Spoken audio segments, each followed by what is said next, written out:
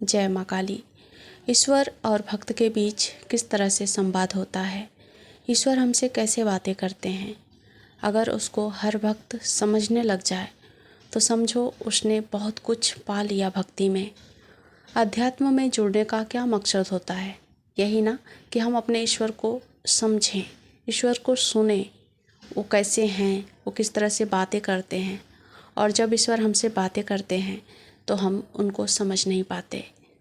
तो आज मैं आपको एक ऐसा माध्यम बताने जा रही हूँ जो कि आप भी अपने ईश्वर की बातों को सुन पाएंगे, समझ पाएंगे।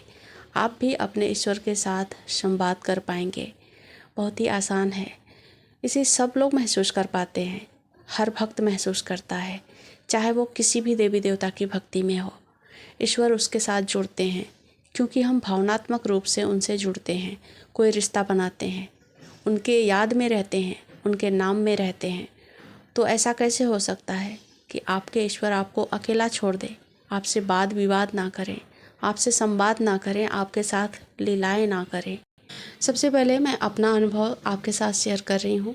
वैसे तो किसी के साथ अपने अनुभव शेयर नहीं करते, लेकिन मुझे पता है जो लोग भी इस वीडियो तक आए हैं वो ज़रूर अध्यात्म से जुड़े हैं, और अध्यात्म से जुड़ने के कारण वो भक्ति भी करते होंगे। तो भक्त लोगों के साथ हम अपने अनुभव शेयर कर सकते हैं। जो विश्वासु लोग होते हैं, जो ईश्वर पर विश्वास करते हैं, उनके साथ हम अपने अनुभव शेयर कर सकते हैं और हमारे अनुभव बंद नहीं होते। तो बहुत सारे लोग ये कमेंट भी करते हैं कि हम अगर अनुभव शेयर करें तो हमारे अनुभव बंद हो जाएंगे या फिर नहीं करना चाहिए। तो ऐसी बात नहीं है, आप ईश्वर भक्तों के साथ अपने अनुभव शेयर कर सकते हैं। तो मेरा अनुभव कुछ इस तरह से है। मेरे पास ना जो मंगलसूत्र में गुंथते हैं वो सोने की जो मोती होती है, कुछ इस तरह से ये छोटी छोटी जो मोतियाँ होती हैं, तो ये मेरे पास एक्स्ट्रा पड़ी थी। यानी कि जब मैंने मंगलसूत्र बनाने के लिए मोतियाँ खरीदी थी तो मेरा कुछ प्लान अलग था और बन कुछ और गया। तो मेरे पास 6 मोतियाँ एक्स्ट्रा पड़ी थी। अब उन मोतियों को जब भी मैं देखती थी तो सोचती थी इनका क्या करूं। एक बार मेरे मन में ख्याल आया कि मैं इसका एक माला बनाती हूं और अपने माँ काली को समर्पित करती हूं, उनको पहनाती हूं। लेकिन कुछ समय बीता और मेरा मूड चेंज हो गया। देखिए ये होता है ना, जब लीला करने का होता है ना तो भक्त का मूड भी चेंज होता है, भक्त का मन भी चेंज होता है। जब हमारा मन चेंज होगा तभी तो हमारे साथ ईश्वर लीलाएं करेंगे। तो ये भी था, हो सकता है माँ को ऐसा बताना था, मेरे साथ ऐसा लीला करके दिखाना था, तो उन्होंने ऐसा किया। मैं तो ऐसे कुछ भी नहीं कर सकती। इस संसार का कोई भी जीव अपने आप कुछ भी नहीं कर सकता, ईश्वर ही उससे जो कुछ कराना होता है कराते हैं। तो मेरा मन बदला और मैंने सोचा कि मैं अपने हाथों में पहनने के लिए, जैसे कि यहाँ पर मैंने पहना है, तो इस तरह से ब्रेसलेट बनाऊँ उस मोतियों से और मैं पहनूँ।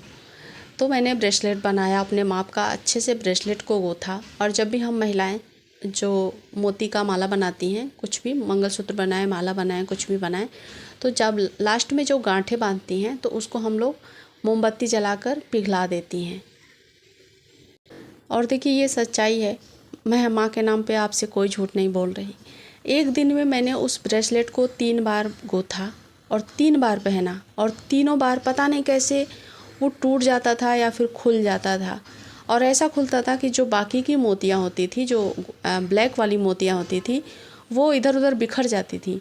लेकिन जो सोने की मोतियाँ थी वो मेरे हाथ में रह जाती थी, उसी धागे में रह जाती थी, वो नहीं निकलती थी।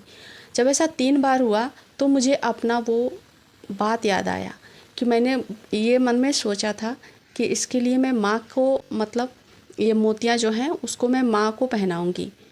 लेकिन जब मैंने अपने लिए जब वो ब्रेसलेट बनाकर पहनना शुरू किया तो वो बार बार टूटने लगा, और आप यकीन नहीं करोगे, एक दिन में 3 बार टूटा। तो मुझे समझ में आया कि माँ मुझे इशारा कर रही हैं। अब आप ये मत कहिएगा कि माँ को किस चीज़ की कमी है जो आपके मोतियों की माला के लिए वो ये सब कर रही थी। देखिए माँ को किसी चीज़ की ज़रूरत नहीं होती, पर हमारे जो भाव हैं वो माँ के लिए ज़रूरी है। क्योंकि माँ के साथ हम एक रिश्ता बनाकर बैठते हैं, अपने इष्ट के साथ, अपने देवी देवता के साथ हम अब एक रिश्ता जोड़ते हैं, और उसी रिश्ते के साथ हम भावनात्मक रूप से उनसे जुड़ते हैं। अपने सुख दुख हर चीज़ उनसे शेयर करते हैं, जैसे कि एक फैमिली मेम्बर होता है, जैसे कि हम अपने दोस्त यार, पति पत्नी, रिश्तेदार, इनसे जुड़े होते हैं। तो उसी तरह से ईश्वर के साथ जब भाव से हम जुड़ते हैं ना, तो ईश्वर भी अपनी असली प्रवृत्ति को छोड़कर हमसे उसी भाव से जुड़ते हैं। यानी कि माँ काली अगर मेरी माँ हैं तो वो माँ जैसा ही व्यवहार करती हैं। उनका जुड़ाव भी मेरे साथ माँ बेटी जैसा ही है।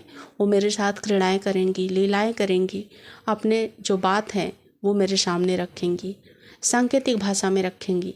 और इसी तरह से आपके जो ईश्वर हैं वो भी आपसे वाद विवाद संवाद करते हैं। ईश्वर को हमारे किसी चीज़ की ज़रूरत नहीं है, ये कहना तो ठीक है, पर आप अगर सच्चे भक्त हैं तो आपको पता होंगे ईश्वर किस तरह से हमारे हर चीज़ को एक्सेप्ट करते हैं, हर चीज़ को पसंद करते हैं। आप जो उनको दोगे वो स्वीकार करते हैं। तो आप भी इस तरह से अपने ईश्वर के साथ संवाद करते हैं। ईश्वर आपसे संवाद करते हैं, स्वप्न के माध्यम से करते हैं, भावनात्मक यानी कि जो आपके मन में भाव आते हैं, विचार आते हैं, उस तरह से ईश्वर आपसे जुड़ते हैं। वो अपनी जो बातें हैं वो आपके भावों में प्रकट करते हैं, स्वप्न में प्रकट करेंगे, किसी व्यक्ति के रूप में आकर, वातावरण के रूप में आकर, यानी कि आंधी तूफान, बारिश, जानवर, पशु पक्षी, हर रूप में आकर वो आपके सामने संवाद करते हैं, आपके सामने अपनी बातों को रखते हैं। अगर आप कुछ गलत करने जा रहे हो तो आप मतलब वो ज़रूर आकर बताएंगे। ऐसे होते हैं हमारे इष्ट, हमारे देवी देवता। वो अगर एक बार हम उनका हाथ पकड़ लेते हैं तो वो हमारा हाथ कभी नहीं छोड़ेंगे। हम भले ही भूल जाएं, दूसरे मठ मंदिर जाएं, दूसरे धर्म को अपना लें या फिर कुछ भी करें उटपटांग चीज़ें, पर एक बार जो इष्ट, जो देवी देवता का हम हाथ पकड़ते हैं वो हमारा हाथ कभी नहीं छोड़ते हैं। तो हमारा भी फर्ज बनता है कि जिस भी धर्म में जुड़े हो, जिस भी देवी देवता के साथ जुड़े हो, आप भी अपने पूरी भक्ति के साथ, पूरी निष्ठा के साथ जुड़े रहें। आपको भी बहुत ही अनोखे अनोखे, बहुत ही प्यारे, तो आप भी अपने अनुभव मेरे साथ शेयर कर सकते हैं। कुंडलिनी, ध्यान, दिव्य दृष्टि, मंत्र वगैरह जो भी है, इसके बारे में अगर आपको क्वेश्चन पूछना है तो कमेंट में पूछिए, मैं आपके जो भी प्रश्न हैं उस पर वीडियो। तो आज की वीडियो में इतना ही, मिलती हूँ अगले वीडियो में। अपना ख्याल रखें। जय माता दी, जय माँ।